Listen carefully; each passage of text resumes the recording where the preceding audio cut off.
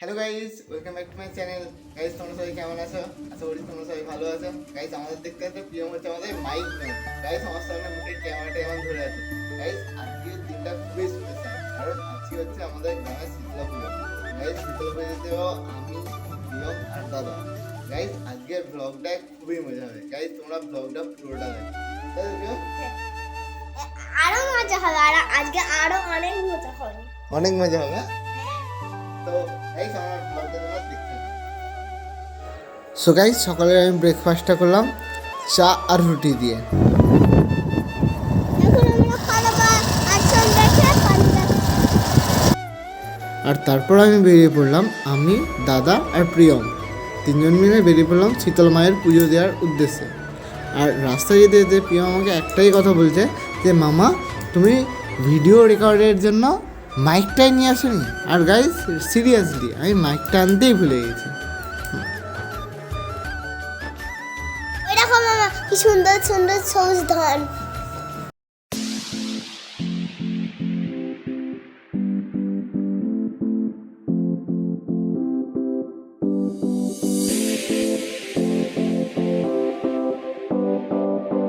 কোথায় আসছিস প্রিয়ম?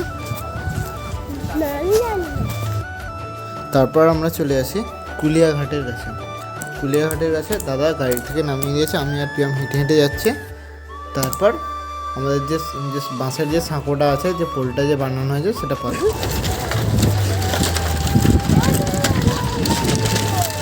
নৌকায় কি উঠবি রে? এখানে এখানে বলবো, নৌকায় উঠবো, নৌকায় উঠবো বলছে।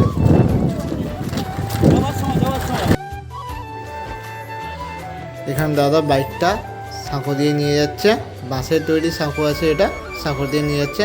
যাওয়ার সময় প্রিয়ম বায়না শুরু করে দেয় যে নদীতে যে নৌকা যেগুলো যে আছে সেই নৌকায় চড়বে। তো তখন আমি আর দাদা ওকে যা করে বুঝিয়ে আমরা পার করলাম এই বাঁশের তৈরি। হ্যালো প্রিয়ম বলে হ্যালো গাইজ। তারপরে আমরা চলে এলাম মা শীতলা মায়ের মন্দিরে। এখানে দেখলাম দুটো বাচ্চা পুকুরে স্নান করছে।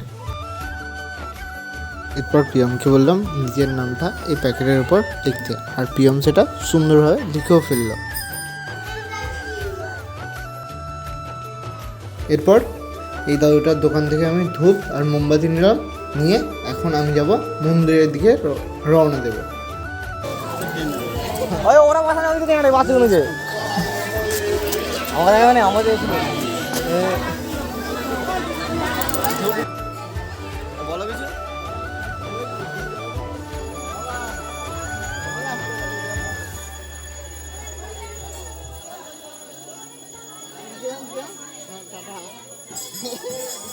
বল বল এদিকে বল।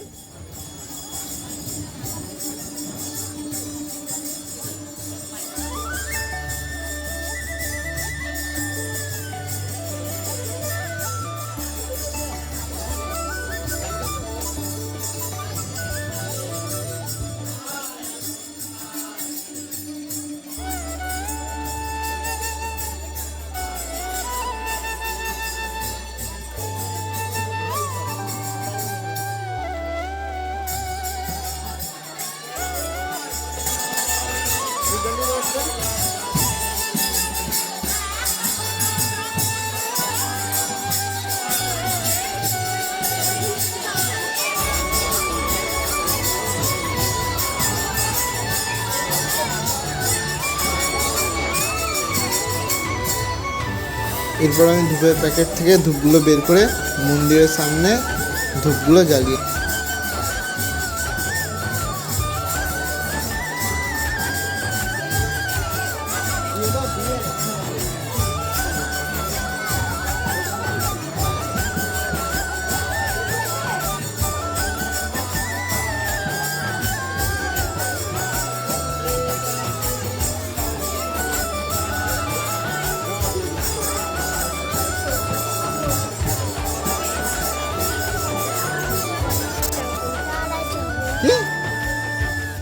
তুমি যে বাইকে আসো তার সামনে তার আর ওর পিছনে স্কুটিতে যাও বল। কি পুজোতে আসছিস আজকে? এটা হ্যাঁ কি পুজো? এটা শীতলা পুজো। শীতলা, হ্যাঁ। আর এখন তো মুখ লালচে দিয়েছে আর একটুখানি লাল আছে और गाइस हमारा কিন্তু একটু তিলক কোনটা তারপরে তিলক হাতে হ্যাঁ হাতে কিরম তিলক ছিল বিয়া এটা হলো কপাল এটা হলো হাত কোথা কপালটা হাত এটা তিলক এরপর পুজো সেরে আমরা চলে আসলাম খেতে গাইস পুজো দেওয়ার পর প্রচণ্ড পরিমাণে খিদে পেয়ে গেছিলো তাই পাশে একটা দোকান থেকে পরোটা আর ঘুগনি আমি আর প্রিয়ম দুজনে নিয়ে নিয়েছি